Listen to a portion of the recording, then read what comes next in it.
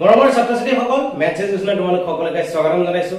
আমি ক্লাছ 10 ৰ সেবা আৰু সিবিএসই উভয় পক্ষৰ বাবে ইতিমধ্যে আমি বহুবোৰ ভিডিও আগবঢ়াইছিলো যিবোৰত আমি থিওৰি সন্নিবিষ্ট কৰিছিলো কিন্তু এতিয়া দেখা গ'ল সিবিএসই আৰু সেবাৰ কোৱেশ্চন প্যাটাৰ্ন যথেষ্ট চেঞ্জ হৈছে সিবিএসই যেহেতু 1 মাৰ্কৰ কোৱেশ্চনৰ ওপৰত মাল্টিপল চইচ কোৱেশ্চনৰ ওপৰত বেছিকৈ গুৰুত্ব দিয়া হৈছে গতিকে থিওৰিখিনি আমি কেনেদৰে এপ্লাই কৰিম সেই সম্পৰ্কে দীঘল কোৱেশ্চন যেহেতু ইয়াত আমি দেখা নাপাম গতিকে আমি আজিৰ পৰা সিবিএসইৰ বাবে এক্সট্ৰা কৈ আমি টাৰ্ম 1 ৰ কোৱেশ্চনবোৰ আলোচনা কৰিবলৈ চেষ্টা কৰিম গতিকে পলম নকৰি ভিডিঅ'লৈ আগুৱাই যাওঁ সিবিএসইৰ যি নতুন সিলেবাস বনোৱা আছে সেই সিলেবাসত চেপ্টাৰ 1 অৰ্থাৎ ৰিয়েল নম্বৰৰ ক্ষেত্ৰত আমাৰ যেটো থিওৰেম 1.1 ইউক্লিডছ ডিভিজন লেমা তাক কেনসেল কৰা হৈছে কিন্তু তাৰ পৰিৱৰ্তে আমাৰ ফান্ডামেন্টাল থিওৰেম অফ এৰিথমেটিক অৰ্থাৎ থিওৰেম 1.2 টো আমাক দিয়া হৈছে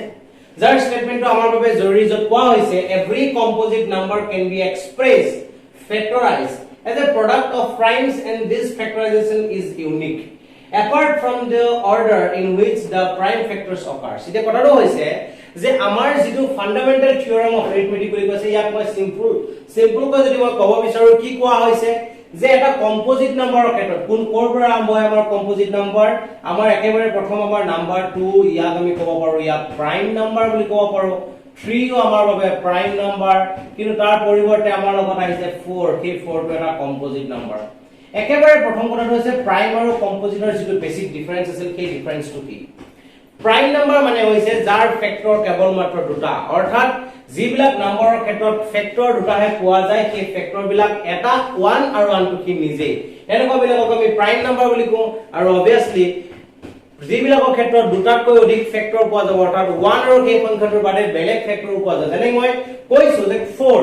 এই 4 টক আমি এটা কম্পোজিট নাম্বাৰ বুলি বিবেচনা কৰো তাৰ কাৰণ হৈছে ইয়াৰ ফেক্টৰ বুলি ক'লে 1 into 4 ইয়াৰ ফেক্টৰাইজেচন আমি ক'ব পাৰো এনে 1 into 4 আৰু তাৰ দ্বিতীয়তে আমি একেদৰে লিখিব পাৰো 2 into 2 অৰ্থাৎ এই 4 নম্বৰ নাম্বাৰটোৰ ফেক্টৰ এটা হৈছে 1 এটা হৈছে 4 তাৰ বাদেও অন্য এটা ফেক্টৰ আমি পাইছো 2 গতিকে 4 টো আমাৰ বাবে এটা কম্পোজিট নাম্বাৰ হ'ব এতিয়া ঘটনাটো হৈছে ইয়াতে ক'ব বিচৰা হৈছে যে এভৰি কম্পোজিট নাম্বাৰ এনেকুৱা যিমানবোৰ কম্পোজিট নাম্বাৰ আছে ক্যান বি এক্সপ্ৰেছ কিয়তকে এক্সপ্ৰেছ কৰিব পাৰো কেনেকৈ এজ এ প্ৰডাক্ট অফ প্ৰাইমছ কিছুমান প্ৰাইম নম্বৰৰ প্ৰডাক্ট হিচাপে এক্সপ্ৰেছ কৰিব পাৰি যাক আমি প্ৰাইম ফেক্টৰাইজেচন বুলি কওঁ দিস ফেক্টৰাইজেচন ইজ ইউনিক এই ফেক্টৰাইজেচনটো ইউনিক এই লাইনটো এই কথাখিনিত আমাক জোৰ দিয়া হৈছে যে factorisation is unique apart from the order in which the prime factors occur এটা কথাটো হৈছে যে 6 আমাৰ বাবে এটা প্ৰাইম নাম্বাৰ হয়নে 6 টো আমাৰ বাবে কিন্তু প্ৰাইম নাম্বাৰ নহয় কাৰণ আমি ইয়াক ক'ব পাৰো 6 1 into 6 আৰু তাৰ বাদে আমি 2 into 3 বুলি লিখিব পাৰো 1 আৰু 6 পালোই তাৰ পৰিৱৰ্তে 2 আৰু 3 যেহেতু ইয়াৰ ফেক্টৰ হয় গতিকে আমি কি বুলি কৈছো 2 টো আমাৰ প্ৰাইম নাম্বাৰ নহয় ই এটা কম্পোজিট নাম্বাৰ এটা ঘটনাটো হৈছে ইয়াৰ যেটো প্ৰাইম ফেক্টৰাইজেচন অৰ্থাৎ 6 নম্বৰ নাম্বাৰটো যদি আমি কিছুমান প্ৰাইম নম্বৰৰ প্ৰডাক্ট হিচাপে লিখো তেতিয়াহলে আমি সিম্পলি লিখিব লাগিব যে 2 into 3 এই 2 into 3 বুলি যে আমি লিখিছো এই 2 into 3 বাদে বেলেগ কোনো এনেকুৱা প্ৰাইম নাম্বাৰ নাই 2 আৰু ঠিক বাদ দিয়ে এনেকুৱা কোনো বেলেগ প্ৰাইম নাম্বাৰ আমি বিচাৰি নাপাওঁ যিকেইটা প্ৰাইম নাম্বাৰ প্ৰডাক্ট কৰিলে আমি 6 পাম গতিকে আমি কথাটো কৈছো যে 6 নম্বৰ নাম্বাৰটো পাবলৈ কেৱল মাত্ৰ দুটা নাম্বাৰ প্ৰাইম নাম্বাৰ প্ৰডাক্ট কৰিব পাৰি সেই দুটা হৈছে 2 আৰু 3 এতিয়া ঘটনাটো হৈছে এই শেষৰছত কোৱা হৈছে যে apart from this or from the order in which the prime factor occur এই যে অৰ্ডাৰটো আমি লিখিছে 2 into 3 বুলি কৈছো আননো কোনোবাই মোক ক'ব পাৰে যে 3 into 2 এটা মই বেলেগ ষ্টাইলত লিখিছো সেই কথাটো কিন্তু আমি কওঁ যে 2 আৰু 3 2 into 3 আৰু 3 into 2 এই কথাটোৰ কিন্তু অৰ্থটো একেটাই কাৰণ ইয়াক আমি কওঁ কমিউটেটিভ প্ৰপাৰ্টি ক্ৰম বিনিময় বিধি বুলি যাক আমি কওঁ কমিউটেটিভ প্ৰপাৰ্টি ক্ষেত্ৰত ইয়াৰ অৰ্ডাৰটো পজিশনটো যেটা চেঞ্জ কৰা হয় তেতিয়া তাক আমি কমিউটেটিভ প্ৰপাৰ্টি বুলি কওঁ আৰু কমিউটেটিভ প্ৰপাৰ্টি মানে এই দুটাৰ অৰ্থ কিন্তু একে পুৰণৰ সাপেক্ষে হতে মানি চলে গতিকে 2 আৰু 3 পূৰণফল বা 3 আৰু 2 পূৰণফল বুলি ক'লে ফাইনালি আমি একেটা কথাকে বুজি পাওঁ গতিকে মই কৈছো যে 6 নম্বৰ এই কম্পোজিট নাম্বাৰটো ফেক্টৰাইজেচন যেতিয়া কৰিছো যেতিয়া মই তাক প্ৰাইম ফেক্টৰাইজেচন কৰিছো তাত 2 আৰু 3 বুলি নাম্বাৰ দুটা প্ৰডাক্ট কৰি পেলাই তাৰ যেটো আনসাৰ পাইছো গতিকে মই কৈছো এই প্ৰাইম ফেক্টৰাইজেচন ইউনিক এই প্ৰাইম ফেক্টৰাইজেচনটো অৰ্ডাৰ কোনো কথা নাই ইয়াত 2 আৰু 3 বাদে বেলেগ প্ৰাইম নাম্বাৰ প্ৰডাক্ট কৰি আমি কেতিয়াও 6 পাব নোৱাৰো একেদৰে আমি ক'ব পাৰো 15 ৰ কথা 15 ৰ ক্ষেত্ৰত আমি ক'ব পাৰো 3 into 5 3 into 5 নম্বৰ এই নাম্বাৰ দুটা প্ৰাইম নাম্বাৰ দুটা প্ৰডাক্ট কৰি যে আমি 15 পাইছো তাৰ বাদে 3 আৰু 5 ৰ বাদে এনেকুৱা কোনো বেলেগ প্ৰাইম নাম্বাৰ নাই যিকিটা প্ৰাইম নাম্বাৰ প্ৰডাক্ট কৰিলে আমি এই 15 পাব পাৰো গতিকে আমাৰ ফান্ডামেন্টাল থিওৰেম অফ এৰিথমেটিকৰ মূল কথাটো হৈছে সকলোবোৰ কম্পোজিট নাম্বাৰ কে কিছুমান আমাৰ যদি আমি যদি কিহতৰ প্ৰাইম ফেক্টৰাইজেচন কৰো তেতিয়াহলে সেই প্ৰাইম ফেক্টৰাইজেচনটো ইউনিক হয় আৰু তাত কোনো ধৰণৰ অৰ্ডাৰৰ কথা নাথাকে অৰ্ডাৰটো কোনোবা আগত কোনোবা পিছত সেইটো কথা আমি মানি নচলি আমি যদি ভালদৰে চাওঁ যে তাৰ যিকিটা নাম্বাৰ প্ৰডাক্ট হৈছে সেই নাম্বাৰ কেইটা সদায় ইউনিক হয় এটো আছিল আমাৰ মূলতে fundamental theorem of arithmetic real number চেপ্টাৰটোৰ পৰা মূলতে আমাৰ দুটা কনসেপ্ট দিয়া হৈছে এটা হৈছে ফান্ডামেন্টাল থিওৰেম অফ এৰিথমেটিক আৰু দ্বিতীয়টো হৈছে ডেসিমেল এক্সপেনশন অফ ৰেশনেল নাম্বাৰ এতিয়া মূল কথাটো হৈছে ডেসিমেল এক্সপেনশন অফ ৰেশনেল নাম্বাৰৰ কথা যদি মই ক'ব বিচাৰো ইয়াৰ ফৰ্মেশন দুটা আছে এটা হৈছে টাৰ্মিনেটিং ডেসিমেল এক্সপেনশন আৰু আনটো হৈছে নন টাৰ্মিনেটিং ডেসিমেল এক্সপেনশন ইয়াৰ উদাহৰণ হিচাপে যদি মই চাব বিচাৰো একেবাৰে প্ৰথম মই কৈছো যে 4 নম্বৰ কোনোবা এটা সংখ্যাক যদি মই 5 এৰে ডিভাইড কৰো অৰ্থাৎ 4/5 ৰ ডেসিমেল এক্সপেনশনৰ কথা যদি মই ক'ব বিচাৰো তেতিয়ালে ইয়াতে কি কৈ আছে যে 5 এটা ডাঙৰ সংখ্যা তাৰ দ্বাৰা এটা সৰু সংখ্যাক ডিভাইড কৰিব বিচাৰিছো গতিকে ডিভাইড কৰিব আমি নোৱাৰো তাৰ বাবে আমি এটা 0 দিয়াৰ পিছত আমি এটা পইণ্ট দিছো আৰু সেই পইণ্টৰ বিনিময়ত ইয়াত এটা 0 পৰিব এতিয়া 5 ৰ দ্বাৰা 40 ক ডিভাইড কৰিলে আমি 8 টাইমছ দিব পাৰো গতিকে আছে এতিয়া ঘটনাটো যে ইয়াত ৰিমাইন্ডাৰ 0 আহিছে তো ফাৰ্স্ট কন্ডিশন এটা পাইছো যে ৰিমাইন্ডাৰ become 0 এটা কনসেপ্ট আমি বিচাৰি পাইছো এটা হৈছে ৰিমাইন্ডাৰ বিকাম 0 এটা দ্বিতীয় এটা কনসেপ্ট লৈ মই যদি যাব বিচাৰো ইয়াক কোৱা হৈছে যে 4 ক যদি মই 6 ৰ দ্বাৰা ডিভাইড কৰিব বিচাৰো তেতিয়া আমি কি বিচাৰি পাম 4 ক 6 ৰ দ্বাৰা ডিভাইড কৰিব বিচাৰিলে আমি লিখিম একেবাৰে প্ৰথম কথাটো ডিভাইড কৰিব নোৱাৰো গতিকে পইণ্ট দিছো ইয়াত 0 দিছো একটা কনসেপ্ট আমি লৈছো এতিয়া 6 ৰ লগত 6 প্ৰডাক্ট কৰিলে আমি 36 পাওঁ আকৌ 4 এটা দেখা পাওঁ ইতে ইয়াত যেনেদৰে 4 ৰ লগত 0 কাটি আমি ডিভাইড কৰিছো এনেদৰে ইয়াতো যদি 0 কাটি দিও তেতিয়া ইয়াত আকৌ 6 টাইমছ যাব আকৌ 36 আমি আহিব এনেদৰে 4 ওলাই যাব এই ক্ষেত্ৰটোত মই যিমানে ডিভাইড নকৰো যিমানে আগুৱাই নাযাও কিয় প্ৰত্যেকটো খুজতে কিন্তু মই দেখিম ৰিমাইন্ডাৰ কিন্তু 0 নোলাব ৰিমাইন্ডাৰ বাৰে বাৰে 4 ওলাই থাকিব অৰ্থাৎ ৰিপিটিং ৰিমাইন্ডাৰটো যেতিয়া ৰিপিটিং হয় ৰিপিট হৈ থাকে তেতিয়া তাৰ ৰিমাইন্ডাৰ ওলোৱা পসিবিলিটি একেবাৰে নাথাকে গতিকে সেকেন্ড কন্ডিশন মই ক'ব পাৰো ৰিমাইন্ডাৰ never become 0 এটা কনসেপ্ট আমাৰ মাজত দুটা আহি পৰিলে এটা হৈছে ৰিমাইন্ডাৰ বিকাম 0 আৰু হৈছে ৰিমাইন্ডাৰ নেভাৰ বিকাম 0 এই ক্ষেত্ৰটোত মই যদি কওঁ যে যিবিলাকৰ ক্ষেত্ৰত ৰিমাইন্ডাৰটো কোনোবা কেইটামান ষ্টেপৰ পিছত আমি ৰিমাইন্ডাৰ 0 পাইছো সেইবিলাকক কোৱা হ'ব টাৰ্মিনেটিং ডেসিমেল এক্সপেনশন আৰু যিবিলাকৰ ৰিমাইন্ডাৰ কেতিয়াও 0 নোলাই সেইবিলাকক কোৱা হ'ব নন টাৰ্মিনেটিং ডেসিমেল এক্সপেনশন যেটা আমি লিখিছো ৰিমাইন্ডাৰ নেভাৰ বিকাম 0 সেকেন্ড কন্ডিশনটো ক্ষেত্ৰত এতিয়া ফাৰ্স্ট কন্ডিশনটো যেটো কোৱা হৈছে ফাৰ্স্ট কন্ডিশনটো ক্ষেত্ৰত এটা স্পেশাল ক্যাৰেক্টাৰ এটা আছে এটা কথা আছে ইয়াৰ লগত আমি সংগতি ৰাখি লিখিব পাৰো নাম্বাৰ 1 টাৰ্মিনেটিং ডেসিমেল এক্সপেনশনৰ ক্ষেত্ৰত আমি ক'ব পাৰো যে x = p/q নামৰ কোনোবা এটা ৰেশনেল নাম্বাৰৰ ক্ষেত্ৰত x = p/q নামৰ ৰেশনেল নাম্বাৰৰ ক্ষেত্ৰত আমি ইয়াতে p আৰু q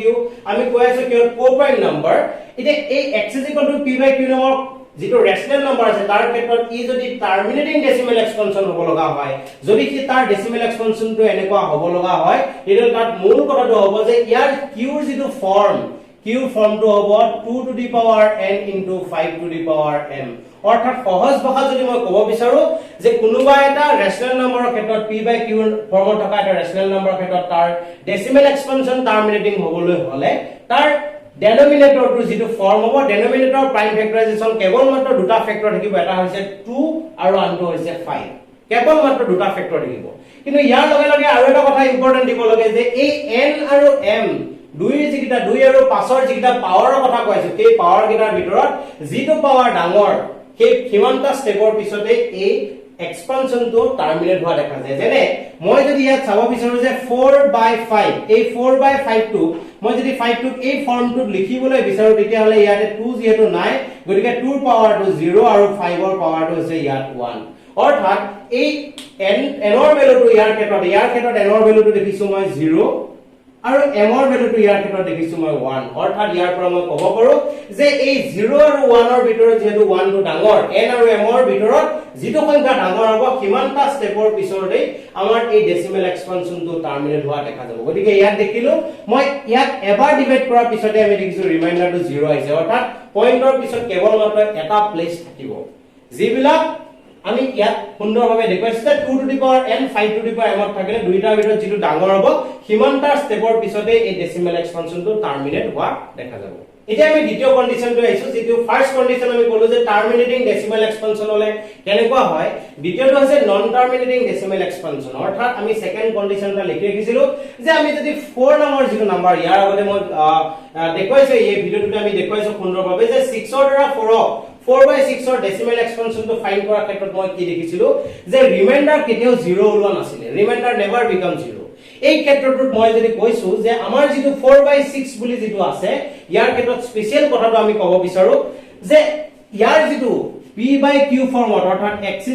p by q ফৰ্মত এটা ৰেশনাল নম্বৰৰ কথা মই বিবেচনা কৰিছো যত মই ইয়াকে উদাহৰণ হিচাপে লৈছো 4/6 ইয়াৰ ক্ষেত্ৰত যে যদিহে ডেসিমেল এক্সপানশনটো নন টাৰ্মিনেটিং হ'ব লগা হয় x p by q ফৰ্মত থকা এটা ৰেশনাল নম্বৰৰ ক্ষেত্ৰত তাৰ ডেসিমেল এক্সপানশন যদি নন টাৰ্মিনেটিং হ'ব লগা হয় তেতিয়ালে মূল কন্ডিশনটো মই এটা কথা কৈ আছো যে ফাৰ্স্ট এটা কন্ডিশনটো কৈছো যে q ৰ যেটো ফৰ্ম হ'ব ইয়াৰ q ৰ যেটো ফৰ্ম হ'ব ইয়াত 2 to the power n * 5 to the power m ৰ বাদেও বেলেগ কোনোবা ইয়াত নট ইকুৱেল বুলি দিছো মই আগতে মই কি বুলি কৈছিলো যেতিয়া x p by q